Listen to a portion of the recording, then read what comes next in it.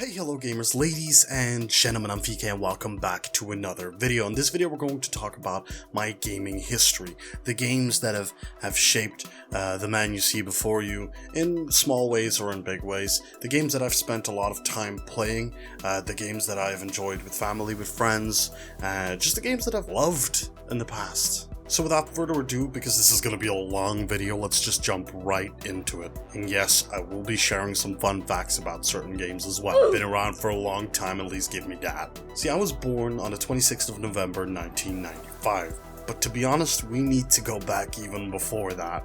In 1986, the Nintendo Entertainment System, or the NES, was released in Europe. My parents bought that pretty early, or so they tell me. They had that 9 years even before I was born. On the NES, there are two games that I ended up playing a fair bit: Duck Hunt and Super Mario Bros. Did you know, in fact, that in the UK, the US, and the EU, it was known as the NES? But in Japan, it was known as the Famicom, and in Korea, it was known as the Hyundai Comboy. I had to record that 4 times, I kept saying cowboy. But let's get started with Duck Hunt. In Duck Hunt, you play a game where you shoot a bunch of ducks that go around. One of the weird things about the game is that when you eventually miss, a dog will just basically come up and just laugh at you.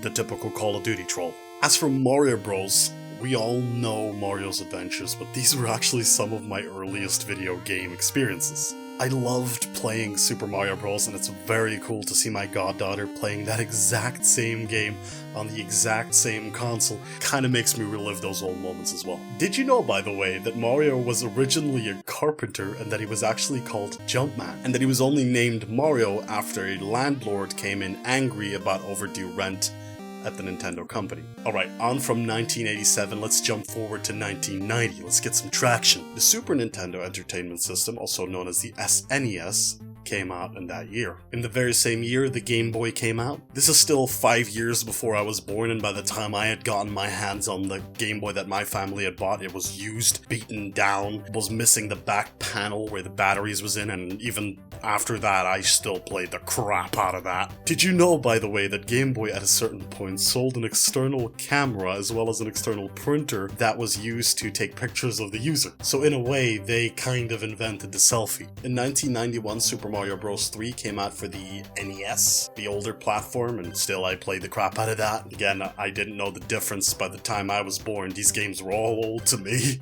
In 1992, a game came out called PUTT. Now, there were more games of that. I just took the first one, but again, by the time I got to play them, I was a lot older already. I was like 4 or 5 years old when I played my first PUTT game, so the first one had to have been 7, 8 years old at that point. And all I'm gonna tell you is these were like point and click games experiencing like the life of a car, a living car called PUTT. A lot like Thomas the Tank Engine and Rory the race car or whatever. All I'm gonna say is you don't mess with PUTT.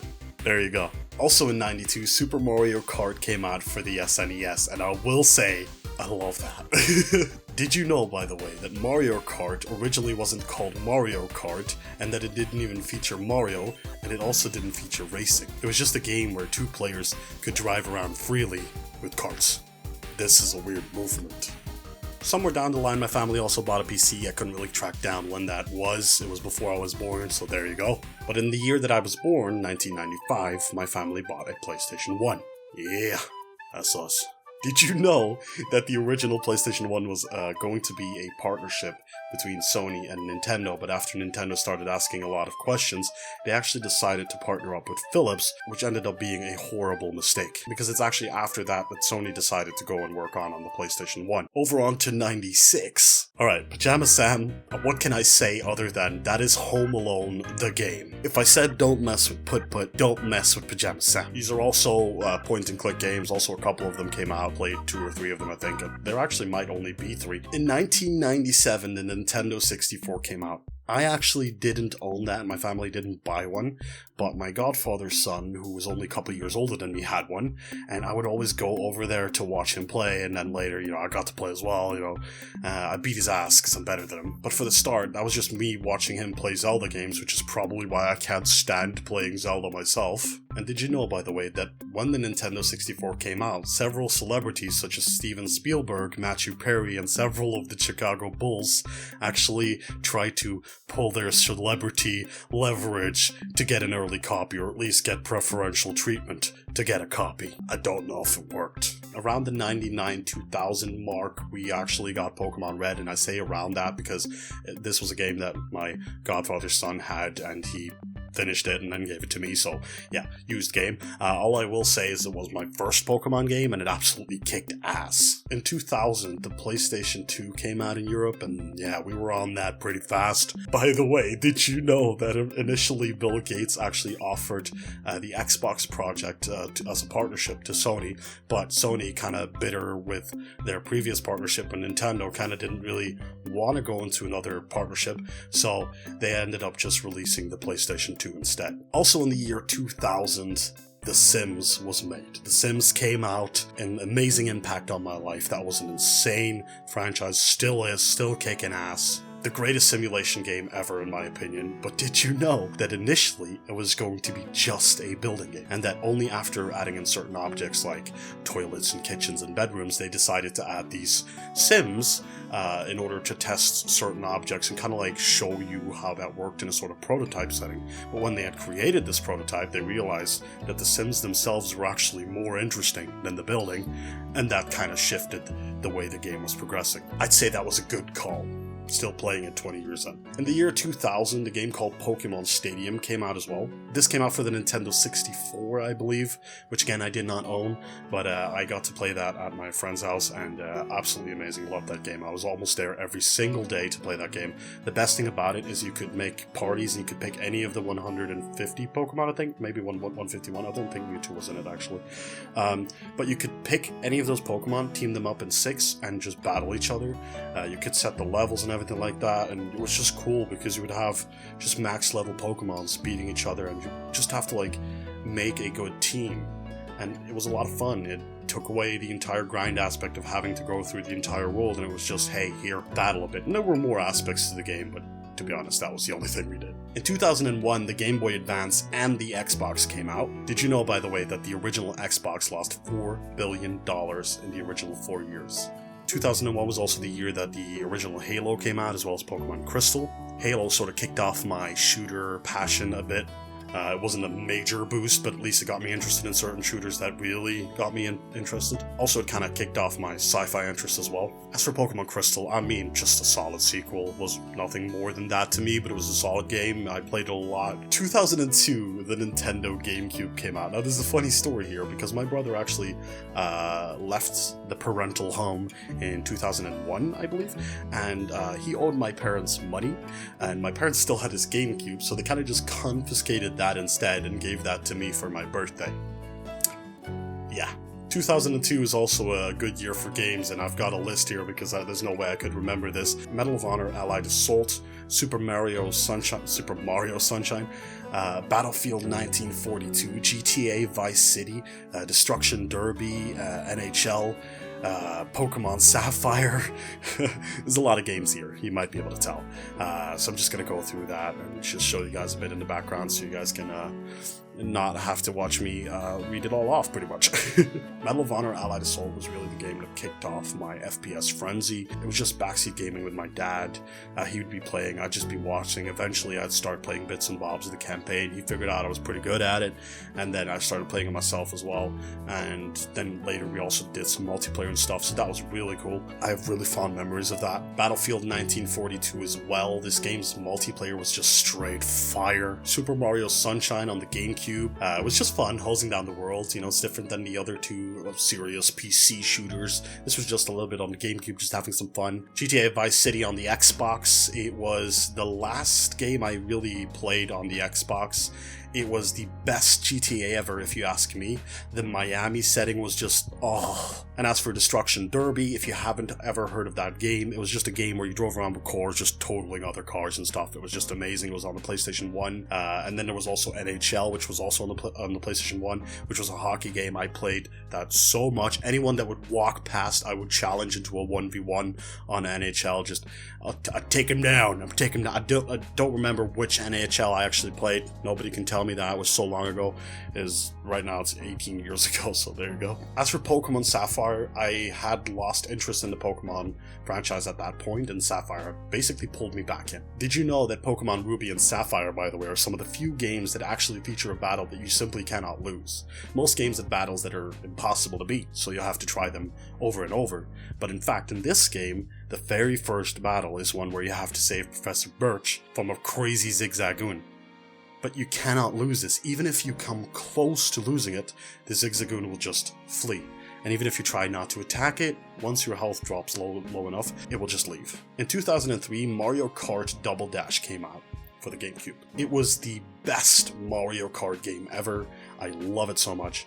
I haven't played the current game, maybe that's even better, but I haven't gotten the chance to do that just yet. I don't have a Switch. In 2004, The Sims 2 came out. Now, I don't have to tell you a lot about that. Just simply put, that game had the best DLC of any Sims game, the best expansions. 2004 was also the year Pokemon Leaf Green for the Game Boy Advance came out, and KILLZONE for the PlayStation 2. Pokemon Leaf Green is actually my favorite Pokemon title other than Stadium. It's the favorite one that I have that has just like a normal progression system where you have to beat the gyms and everything like that. Did you know that there's actually an area in the game on the Sevii Islands, I believe, where there are grass patches that are lined up like the circuit board of the original Pokemon Red and Green.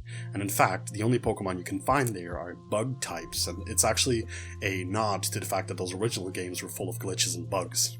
As for KILLZONE, it's just one of my most fond single-player experiences ever. I couldn't really play that online. I didn't have online on my PS2 or anything like that, so that was just fun to play. In 2005, the Nintendo DS came out. And did you know that the original name for the DS was actually City Boy? 2006 is the big year when the Nintendo Wii came out. Did you know that's actually the smallest non-handheld game console ever? 2006, Buzz the Big Quiz came out. It was a quiz game. I played that a lot with my family on the PS2. You just have these big buttons and you just have to answer based on the colors and stuff. It was just a lot of fun. In 2007, the PS3 came out. Now, I begged for the PS3, and only later I realized that this was pricey. And my family at the time didn't have a lot of money. My dad, I think, lost his job like a year before that due to his surgery. He had a bone removed in his wrist, and he wasn't allowed to go to work anymore. So yeah, this was pretty pricey for my family, but still, basically my parents pulled through, and I got this thing that I wanted, just like the annoying spoiled brat that I am. The cool thing about the PS3, however, is it was actually sold underpriced. It was costing about $800 a piece to make it, and they were selling it for $600. Now later, the cost to produce went down all the way to $240, but it is kind of cool that Sony basically took a bullet for the team there. There's no way I would have had a PS3 if it was $800. My parents just wouldn't have been able to afford that, and then maybe I wouldn't be making this video right here. Guitar Hero 3 also came out in 2007. I played that a lot with my sister, just jamming around, but she's better at it than me. Fallout 3 came out in 2008. This game just absolutely sucked me in. Super Smash Bros. Brawl also came out for the Wii, and this is just one of the best party games I've ever had the chance to play. In 2009, The Sims 3 came out, and I really wanted this game. I've always been into The Sims. If you've been watching this video, I'm sure you know that. So I told my parents I want The Sims 3. I want it on PC because it's got this open world and you can do all this different stuff. My parents didn't really get the memo though, because they bought it for me on the PS3, and I didn't really want to make him feel bad or anything, so I just played the crap out of it, but they kind of understood what was going on. So my birthday is the 26th of November. When time came to Christmas, which is a month later, I was still playing the console version, but obviously it didn't have the features I wanted, so I wasn't really that interested in general, but still it was better than having nothing. And guess what? I got The Sims 3 on PC for Christmas, so that was awesome. Put a smile on 13-year-old me. Did you know actually that The Sims 3 takes place before The Sims 1, and in fact you can see certain characters like Mortimer and Bella Goth as children in The Sims 3. In 2009, Call of Duty Modern Warfare 2 also came out. It is top 3 COD hands down. It is the one that got me into the franchise. Did you actually know that a 6-part comic book was released alongside the release of the game? In 2010, Minecraft came out. I mean, to say anything but awesome about the granddaddy, the grandpappy Minecraft would just be heresy. But did you actually know that the first version of Minecraft was created in 6 days, and it was actually originally called the Cave Game? In the very same year, Fallout New Vegas came out, and this was a dark game, but the best Fallout hands down. The factions in this game were incredible. But did you know that in Fallout 11, each year the Vault Dwellers had to sacrifice one of their own? This continued until there were but 5 left, and they all refused to do it, at which point they were simply released. The realization that they could have refused much sooner and saved so many lives proved too much to bear, as 4 out of 5 survivors took their own lives at the vault entrance. Yeah, I didn't think this would be a grim video, but to be honest, nobody's gonna be watching this far in anyways. In 2011, Battlefield 3 and Call of Duty Modern Warfare 3 came out. Battlefield 3, to this day, I cannot play it. There is a weird audio bug that just always pops up. They've never managed to fix it. Basically, it sounds like this. Just that game. Just that game. I've tried other discs, everything like that. It's just, I don't know, it just doesn't want to work. I've tried my disc on other people's PlayStations. It's all just screwed. I just can't get to play the game. As for Call of Duty Modern Warfare 3, all I gotta say is resistance, resistance, resistance. Oh yeah, and it's also the fastest selling video game of all time. In 2012, there was only one game that consumed my life, and that was Call of Duty Black Ops 2. I could put GTA 5 on the list, but to be honest, GTA 5 has played a role on a number of years, and I thought Vice City was just so much bigger anyways. So GTA 5 doesn't really have a mention on the list. But if you want to put GTA 5 on there, sure. I never really played it that much though. I just did some races with friends and that's pretty much it.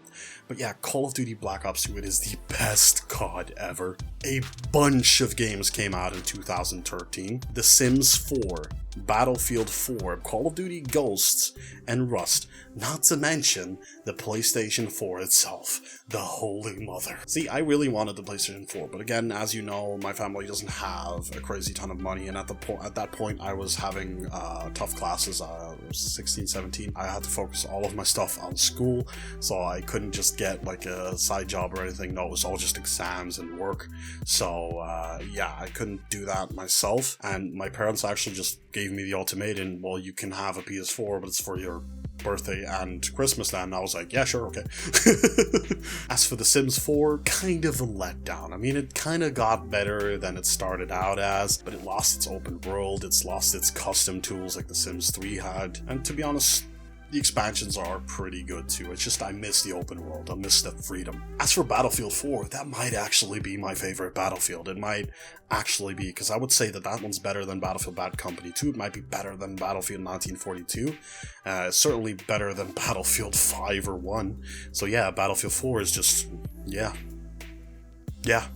Hardline was pretty good afterward, but I never really played that much considering nobody else wanted to play it. I did like the blood money in that though. As for Call of Duty Ghosts, what's not to like? I know a lot of people did not like COD Ghost. I really did. I mean, the first to have dynamic maps in Call of Duty, amazing Clan Wars features where you had to control certain districts, certain game modes. Kill Confirmed was a district, and you would have to get more than the other people in your pool. You didn't have to play against them, you could just play online, so it was casual, but it was competitive.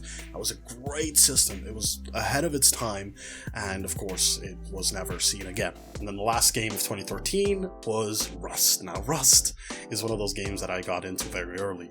It originally started out as kind of like a copycat game of DayZ, which is also a game I bought, but it's not very good. But yeah, Rust was supposed to be a zombies game. Eventually, they kind of figured out that the aspects of Rust that were best were not the zombies part, so they took all of that out, completely reworked the game from scratch, recoded a lot of stuff as well, and they made what can best be described as a raid survival game. You just build up a base, get loot, get stuff, raid other people, and eventually the server gets wiped and everybody starts from scratch. I say eventually, typically this is within a month. In 2014, Call of Duty Advanced Warfare came out. It was the first COD to have exosuits, a sci-fi Call of Duty. But the coolest thing about this Call of Duty that we haven't really seen since is the fact that it had customizable score streaks, and one of the things that we still see is the variants. But yeah, can we just bring back customizable score streaks, please? PCs. In 2015, I got my gaming PC, this bad boy. And yes, it's been a blessing. I got into Rainbow Six Siege for a little while there. It's the game that kind of got me hooked on Funny Moments at the start, even though I think I only did like 2 or 3 on Siege ever. It's kind of the first game that showed me, hey, there's a lot on PC that I could be playing over Call of Duty. And then I also had bought Ark Survival Evolved. I initially bought this for my laptop like a couple months before I got my gaming PC, and I couldn't run it. So yeah, that game just sat there for several months until I could actually play it. In 2016, I got Overwatch.